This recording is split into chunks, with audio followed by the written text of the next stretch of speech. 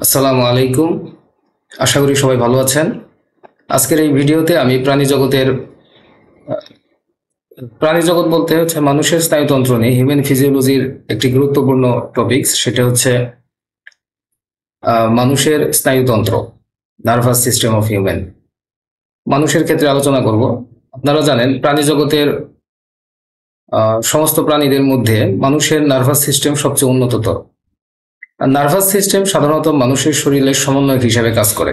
মানুষের যে অনুভূতি ক্ষমতা এবং সমস্ত শরীরে হরমোন সিক্রেশন, চলাফেরা, দেখা, সমস্ত কিছুই বলা যায় নার্ভাস সিস্টেম সেটাকে নিয়ন্ত্রণ করে থাকে। এবং প্রাণী জগতের অন্যান্য প্রাণীদের তুলনায় মানুষের নার্ভাস সিস্টেম অনেক বেশি উন্নততর। বিবর্তনের গতিপথে এককোষী জীব যখন একসময় বহুকোষী জীবে পরিণত হয়, তখন দেহের সব জায়গায় বিভিন্ন অঙ্গ প্রত্যঙ্গ ছড়িয়ে ছিটিয়ে থাকা অগণিত কোষের বৈচিত্র্যময় ক্রিয়াকলাপের একটি সমন্বয়ের প্রয়োজন পড়ে এবং তার পরিবেশের সাথে তারা একটি সুসম্পর্ক তৈরি করে। নার্ভাস সিস্টেম মূলত প্রাণী জগতের অভ্যন্তরীণ এবং বাহ্যিক পরিবেশের বিভিন্ন উপাদানের মধ্যে খুব দ্রুত গতিতে একটি সমন্বয় বা নিয়ন্ত্রণকারী ভূমিকা হিসেবে কাজ করে স্নায়ুতন্ত্র। সুতরাং মানুষের শরীরে যত ধরনের তন্ত্র রয়েছে তার মধ্যে সবচেয়ে গুরুত্বপূর্ণ তন্ত্র হচ্ছে স্নায়ুতন্ত্র। স্নায়ুতন্ত্রই মূলত অন্যান্য তন্ত্রগুলোকে সমন্বয় হিসেবে এটা কাজ করে থাকে। স্নায়ুতন্ত্রের সর্বোচ্চ বিকাশ ঘটেছে মেরুদণ্ডী প্রাণীদের। কর্ডেটের মধ্যে হচ্ছে ভার্টিব্রেটের মধ্যে তার মধ্যে হচ্ছে মানুষের স্নায়ুতন্ত্র সবচেয়ে বেশি উন্নততর। মূলত এই পৃথিবীতে আধিপত্য মানে হচ্ছে এই পৃথিবীতে শ্রেষ্ঠত্বের বিচারে যে প্রাণীর নার্ভাস সিস্টেম যত বেশি উন্নততর, সেই প্রাণী এই পৃথিবীতে তার আধিপত্য, প্রভাব, শ্রেষ্ঠত্ব সবচেয়ে বেশি সাধারণত আর কি। এবং এই স্নায়ুতন্ত্রের প্রধান এবং কাজের একক হচ্ছে নিউরন, অর্থাৎ অসংখ্য নিউরনের সমন্বয়ে প্রাণী জগতের স্নায়ুতন্ত্র গঠিত। মানুষের স্নায়ুতন্ত্র সাধারণত অসংখ্য নিউরনের সমন্বয়ে গঠিত। নিউরনের সমন্বিত যে তন্ত্রের সাহায্যে দেহ বাহ্যিক এবং অভ্যন্তরীণ উদ্দীপনায় সাড়া দিয়ে দৈহিক এবং শারীরবৃত্তিক কাজের সামঞ্জস্য রক্ষা করে দেহকে পরিচালিত করে, আমরা তাকেই স্নায়ুতন্ত্র বলতে পারি। আমি আবার বলি, নিউরন সমন্বিত যে তন্ত্রের সাহায্যে দেহের অভ্যন্তরীণ এবং বাহ্যিক বিভিন্ন উদ্দীপনায় সাড়া দিয়ে, বাহ্যিক হচ্ছে পরিবেশের সাথে সম্পর্কিত, বাইরের পরিবেশের সাথে সম্পর্কিত, অভ্যন্তরীণ হচ্ছে দেহের ভিতরের যে পরিবেশ সেটার সাথে সম্পর্কিত। অর্থাৎ এই উদ্দীপনায় সাড়া দিয়ে বিভিন্ন দৈহিক এবং শারীরবৃত্তিক কাজের সামঞ্জস্য সাধন করে এবং দেহকে পরিচালিত করে, আমরা তাকে নার্ভাস সিস্টেম বলে দিই। তা মানুষের নার্ভাস সিস্টেমকে আমরা প্রধানত দুইটি শ্রেণীতে ভাগ করে থাকি। প্রথমত হচ্ছে কেন্দ্রীয় স্নায়ুতন্ত্র বা সেন্ট্রাল নার্ভাস সিস্টেম, এবং আরেকটি হচ্ছে আমরা বলি প্রান্তীয় স্নায়ুতন্ত্র বা পেরিফেরাল নার্ভাস সিস্টেম। মূলত এই দুটো অংশে বিভক্ত। এরপরে আমরা এই বিভাজনগুলোকে আবার ধীরে ধীরে আরো অনেকগুলো সাব ডিভিশনে বিভক্ত করব। তাহলে প্রথমত হচ্ছে আমরা বললাম যে মানুষের স্নায়ুতন্ত্র প্রধানত দুইটা অংশে বিভক্ত। একটা হচ্ছে আমরা বলছি সেটা হচ্ছে কেন্দ্রীয় স্নায়ুতন্ত্র বা সেন্ট্রাল নার্ভাস সিস্টেম, আর একটা হচ্ছে পেরিফেরাল নার্ভাস সিস্টেম বা প্রান্তীয় স্নায়ুতন্ত্র। তো সেন্ট্রাল নার্ভাস সিস্টেম আবার দুইটা অংশ নিয়ে গঠিত। একটা হচ্ছে মানুষের ব্রেন বা মস্তিষ্ক, আর একটা হচ্ছে স্পাইনাল কর্ড বা সুষুম্না কাণ্ড। এটা হচ্ছে কেন্দ্রীয় স্নায়ুতন্ত্রের অংশ। আর পেরিফেরাল স্নায়ুতন্ত্রের অংশগুলোর মধ্যে এটি আবার দুই ধরনের হয়। একটা হচ্ছে ঐচ্ছিক স্নায়ুতন্ত্র, আর একটা হচ্ছে স্বয়ংক্রিয় স্নায়ুতন্ত্র। তো ঐচ্ছিক স্নায়ুতন্ত্র কোনগুলো? এগুলো হচ্ছে ওই যে মানুষের 12 জোড়া করোটিক স্নায়ু নিয়ে গঠিত, এগুলো হচ্ছে ঐচ্ছিক। এবং আরেকটা হচ্ছে সুষুম্না স্নায়ু 31 জোড়া থাকে, এটা হচ্ছে ঐচ্ছিক স্নায়ুতন্ত্র আর কি। আর স্বয়ংক্রিয় স্নায়ুতন্ত্র আবার দুই ভাগে বিভক্ত। একটা হচ্ছে সিম্প্যাথেটিক স্নায়ু, আর একটা হচ্ছে প্যারাসিম্প্যাথেটিক স্নায়ু। সিম্প্যাথেটিক স্নায়ু হচ্ছে সুষুম্না স্নায়ু, আর প্যারাসিম্প্যাথেটিক স্নায়ু আমরা বলি হচ্ছে সুষুম্না স্নায়ু এবং করোটিক স্নায়ুকে। সাধারণত এইভাবে আমরা প্রাণী জগতের স্নায়ুতন্ত্রের শ্রেণীবিন্যাস করে থাকি। আচ্ছা, এখন সেন্ট্রাল নার্ভাস সিস্টেম যে মানুষের কেন্দ্রীয় স্নায়ুতন্ত্র, যেটি কেন্দ্রীয় স্নায়ুতন্ত্রের সমন্বয়কারী হিসেবে কাজ করে থাকে। এটি মস্তিষ্ক, ব্রেন বা সুষুম্না কাণ্ড নিয়ে গঠিত। আমি যেটা আগেই বলেছি যে এটা প্রধানত মানুষের কেন্দ্রীয় স্নায়ুতন্ত্র দুইটা অংশে বিভক্ত। আমরা এর আগে যেটা বলেছিলাম যে মস্তিষ্ক এবং সুষুম্না স্নায়ু, স্পাইনাল কর্ড এবং ব্রেন, এই দুইটা আছে। অর্থাৎ পরিস্ফুটনকালে ভ্রূণের একটোডার্ম থেকে, ভ্রূণের আমরা জানি সাধারণত জার্মিনাল লেয়ারের একটোডার্ম নামক জায়গা থেকে সাধারণত ওই নোটোকর্ডের পৃষ্ঠীয় দৈর্ঘ্য বরাবর প্রসারিত হয় এক একটি ফাফা পৃষ্ঠীয় নিউরাল নালী বা নিউরাল টিউব সৃষ্টি করে, এবং ধীরে ধীরে বৃদ্ধির সাথে সাথে এই নালী দুটি অংশে বিভক্ত হয়ে পড়ে। প্রথমত সম্মুখে এটা স্ফীত হয়ে মস্তিষ্ক গঠন করে এবং পশ্চাতের দিকে লম্বাকার সুষুম্না কাণ্ড বা স্পাইনাল কর্ড হিসাবে পিছন দিকে সেটি প্রসারিত হয়, এবং এই অংশ দুটি যথাক্রমে মানুষের করোটি এবং মেরুদণ্ডের মধ্যে সুরক্ষিত অবস্থায় থাকে। স্পাইনাল কর্ড মানুষের মেরুদণ্ডের ভিতর দিয়ে চলে যায়, আর করোটির বা মানুষের স্কাল, যে মস্তিষ্কের উপরে যে করোটি থাকে, করোটির ভিতরে ব্রেনটা হচ্ছে সুরক্ষিত অবস্থায় থাকে। সমগ্র এই কেন্দ্রীয় স্নায়ুতন্ত্রটি সাধারণত 3টি ঝিল্লি দ্বারা বেষ্টিত থাকে। এগুলোকে মেনেঞ্জিস বলা হয়, মেনেঞ্জিস বলে। মেনেঞ্জিসে 3টি সাধারণত ঝিল্লি থাকে। একটা হচ্ছে ডুরা ম্যাটার, এটি বহিস্থ সুদৃঢ় ঝিল্লি, করোটি এবং কোষেরুকার সাথে লেগে থাকে এটা আর কি। আর একটা হচ্ছে পায়া ম্যাটার আমরা বলি, যেটা এটি অন্তস্থ ঝিল্লি যা স্নায়ুকলার সাথে লেগে থাকে, স্নায়ুকলার সাথে এটি সংযুক্ত থাকে, যেটি প্যারামিটার। আর আরেকটা হচ্ছে অ্যারাকনয়েড স্পেস, অর্থাৎ ডুরা ম্যাটার এবং পায়া ম্যাটারের মধ্যবর্তী যে ফাঁকা জায়গা, এটাকে বলা হয়েছে অ্যারাকনয়েড স্পেস নামক ফাঁকা জায়গা থাকে।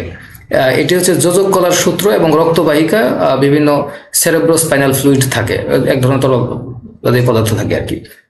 এই ফ্লুইডের বেশিরভাগই হচ্ছে নিউরাল নালী এবং মস্তিষ্কে ভেন্ট্রিকলে অবস্থান করে থাকে। এই ফ্লুইডগুলো মানুষের বিভিন্ন ধরনের ভেন্ট্রিকল থাকে, গহ্বর থাকে, এবং নিউরাল নালীর মধ্যে এরা অবস্থান করে থাকে। তাহলে আমরা বললাম ডুরা ম্যাটার এবং পায়া ম্যাটার দুইটার মাঝখানে যে অ্যারাকনয়েড স্পেস থাকে, এই স্পেসের মধ্যে কিন্তু সেরেব্রোস্পাইনাল ফ্লুইড থাকে, এবং এই ফ্লুইডের বেশিরভাগ অংশই আমি যেটা বলেছি সেটা হচ্ছে মস্তিষ্কের গহ্বর থাকে। আমরা পরবর্তীতে গহ্বর নিয়ে বিস্তারিত আলোচনা করব। মস্তিষ্কের 5 ধরনের গহ্বর থাকে, কোথায় কোথায় থাকে আমরা সেগুলো চিহ্নিত চিত্র সহকারে আপনাদের সাথে বিস্তারিত আলোচনা করব আর কি। আমি ওভারঅল প্রথমে কিছু কথা বলে যাচ্ছি, এরপরে আমি আপনাদের এগুলোর বিভিন্ন ছবি দেখানোর চেষ্টা করব। কেন্দ্রীয় স্নায়ুতন্ত্র প্রায় সাধারণত 100 ঘন সেন্টিমিটার সেরেব্রোস্পাইনাল ফ্লুইড থাকে আর কি। 100 ঘন সেন্টিমিটারের মতো সেরেব্রোস্পাইনাল ফ্লুইড থাকে, মানে পুরো কেন্দ্রীয় মস্তিষ্কের মধ্যে এই পরিমাণ থাকে আর কি। এরপর হচ্ছে সেরেব্রোস্পাইনাল ফ্লুইডের কাজ কি কি? এটা বিভিন্ন ধরনের কাজ করে থাকে। প্রথমত হচ্ছে যে কেন্দ্রীয় মস্তিষ্কে নিউরনের পুষ্টিকারক পদার্থ সরবরাহ করে থাকে সেরেব্রোস্পাইনাল ফ্লুইড, এবং কেন্দ্রীয় মস্তিষ্কের মধ্যে গ্যাসীয় পদার্থের একটা বিনিময় ঘটায়, এবং সেখান থেকে বিভিন্ন ধরনের বর্জ্য পদার্থ, অর্থাৎ সেল রেসপিরেশনের ফলে কার্বন ডাইঅক্সাইড এবং বিভিন্ন ধরনের বর্জ্য পদার্থ উৎপন্ন হতে পারে। সেই বিভিন্ন ধরনের বর্জ্য পদার্থগুলোকেও এই সেরেব্রোস্পাইনাল ফ্লুইড সেখান থেকে দূরীভূত করে, এবং এই ফ্লুইডের লিম্ফোসাইট থাকায়, এবং এই সেরেব্রোস্পাইনাল ফ্লুইডের মধ্যে বিভিন্ন ধরনের লিম্ফোসাইট থাকে, সেটা রক্তকণিকা থাকে, এবং এই লিম্ফোসাইটগুলো বিভিন্ন ধরনের জীবাণুর বিরুদ্ধে তারা হচ্ছে কার্যকর ভূমিকা পালন করে, অর্থাৎ বাইরের জীবাণুর হাত থেকে ব্রেনকে সুরক্ষিত রাখে সেরেব্রোস্পাইনাল ফ্লুইড, এবং স্নায়ুকলাকে একটি অবলম্বন দান করে, মস্তিষ্কের আঘাত থেকে মস্তিষ্ককে রক্ষা করে। যেহেতু এটি একটু ফ্লুইডের মধ্যে থাকে, সেক্ষেত্রে আমরা জানি সাধারণত মানুষের মস্তিষ্ক প্রায় 1.5 কেজি ওজনের হয়। 1.5 কেজি ওজন কিন্তু অনেক, এরকম একটা বিশাল ওজন মস্তিষ্ক নিয়ে আমরা কিন্তু চলাফেরা করি। সুতরাং এই ফ্লুইডের মধ্যে যখন থাকে, তরল পদার্থের মধ্যে, আমরা সাধারণত আর্কিমিডিসের নীতি অনুসারে জানি যে কোনো বস্তুকে পানিতে যদি নিমজ্জিত করা হয় তাহলে বস্তুটি কিছু ওজন হারায়, তাই না? এই কারণে কিন্তু হচ্ছে যে প্লবতার ধারণা থেকে আর কি, যেহেতু এই ফ্লুইডের মধ্যে রাখার কারণে মস্তিষ্কের ওজন অনেকটাই কমে যায়, যার ফলে মানুষ কিন্তু এটাকে স্বাভাবিক ফিল করে। তাই সুতরাং সেরেব্রোস্পাইনাল ফ্লুইড এটা কিন্তু মস্তিষ্ককে একটা অবলম্বন হিসেবে কাজ করে, যেটা মানুষ তার এর ওজনটা বুঝতে পারে না, পানির মধ্যে থাকাতে এটা এখানে ভেসে থাকে। এটা একটি গুরুত্বপূর্ণ বিষয় সেরেব্রোস্পাইনাল ফ্লুইডের। এরপর হচ্ছে মস্তিষ্কে ভেন্ট্রিকল এবং নিউরাল নালীর প্রাচীর ঘেঁষে এটা সিলিও কোষের সিলিও আন্দোলনের ফলে এই ফ্লুইড সংবহন অব্যাহত রাখে। আমরা আগেই বলেছি যে এই ফ্লুইডটা কোত্থেকে আসে, মস্তিষ্কে ভেন্ট্রিকল এবং নিউরাল নালী থেকেই কিন্তু হচ্ছে, এখানে কিন্তু এই ফ্লুইডটা সবচেয়ে বেশি থাকে, এবং এখান থেকেই কিন্তু হচ্ছে ওই ফ্লুইডটা মস্তিষ্কের ওই যে ডোরা ম্যাটার পায়োম্যাটার মধ্যবর্তী স্থান যে অ্যারাকনয়েড স্পেস এখানে এসে অবস্থান করে। এটা বিভিন্ন কারণে সেই ফ্লুইড যদি কমে যায় সেখান থেকে সাপ্লাই পরবর্তীতে সাপ্লাই দেয়। এবং এটা কিভাবে আসে ওটা আমি যেটাই বললাম আর কি, যে ভেন্ট্রিকল এবং নিউরাল নালীর প্রাচীর ঘেঁষে সিলিও কোষের আন্দোলনের ফলে এই ফ্লুইড এই এর চলাচল অব্যাহত থাকে, অর্থাৎ ওই সেরেব্রোস্পাইনাল অ্যারাকনয়েড স্পেসের এখানে এসে এটি জমা হয়। এরপরে হচ্ছে সেরেব্রোস্পাইনাল ফ্লুইড মেনিনজিস এর বিশেষ ভূমিকা পালন করে থাকে। আমরা সাধারণত মেনিনজাইটিস রোগের নাম শুনছি, বাচ্চাদের ক্ষেত্রে এই রোগটা বেশি হয়। মেনিনজাইটিস রোগ হচ্ছে মেনিনজিস, আমরা কি বলছি যে এটা হচ্ছে মস্তিষ্কের একটা পর্দা আর কি। হ্যাঁ, এবং এই ফ্লুইড ক্ষরণের ক্ষেত্রে মেনিনজিসও কিন্তু একটি গুরুত্বপূর্ণ ভূমিকা পালন করে থাকে, অর্থাৎ সেরেব্রোস্পাইনাল ফ্লুইড ক্ষরণের ক্ষেত্রে মেনিনজিস একটি গুরুত্বপূর্ণ ভূমিকা পালন করে থাকে। অনেক ক্ষেত্রে দেখা যায় কি যে মেনিনজিস নামক যে মস্তিষ্কের পর্দা থাকে এটা বিভিন্ন ধরনের জীবাণু দ্বারা আক্রান্ত হলে আমরা সেটাকে মেনিনজাইটিস রোগ বলি আর কি। শিশুদের ক্ষেত্রে এই রোগটা বেশি হয়। এটা হচ্ছে বিষয়। এরপর হচ্ছে মস্তিষ্কের মানুষের মস্তিষ্ক বা ব্রেন, যে ব্রেন আসলে কি যে সুষুম্না কাণ্ডের শীর্ষে কেন্দ্রীয় স্নায়ুতন্ত্রের যে স্ফীত অংশটি কোরটির মধ্যে অবস্থান করে, আমরা সেটাকে বলি হচ্ছে মস্তিষ্ক। ভ্রূণ অবস্থায় সুষুম্না কাণ্ডের অগ্রবর্তী দণ্ডাকার অংশ ভাঁজ হয়ে পরে তিনটি বিষমাকৃতির স্ফীত অংশ সৃষ্টি করে, এবং এই তিনটি স্ফীত অংশ মিলেই কিন্তু মানুষের পুরো মস্তিষ্ক গঠিত হয়ে থাকে। সামনের দিকে যে তিনটি স্ফীত অংশ থাকে তাকে আমরা বলি হচ্ছে অগ্র মস্তিষ্ক, মধ্য মস্তিষ্ক এবং পশ্চাৎ মস্তিষ্ক। পরবর্তী তিনটা ভাগ হয় আর কি, প্রসেনসেফেলন, তারপরে হচ্ছে মিড ব্রেন বা মেসেনসেফেলন, আর একটা হচ্ছে হাইন্ড ব্রেন বা হচ্ছে রম্বেনসেফেলন। হ্যাঁ, অগ্র মস্তিষ্ক, পশ্চাৎ মস্তিষ্ক এবং হচ্ছে মধ্য মস্তিষ্ক, তিনটা অংশে বিভক্ত থাকে আর কি। ভ্রূণ যত পরিণত হতে থাকে মস্তিষ্কের বিভিন্ন অংশের জটিলতা আস্তে আস্তে আরো বেশি বাড়তে থাকে।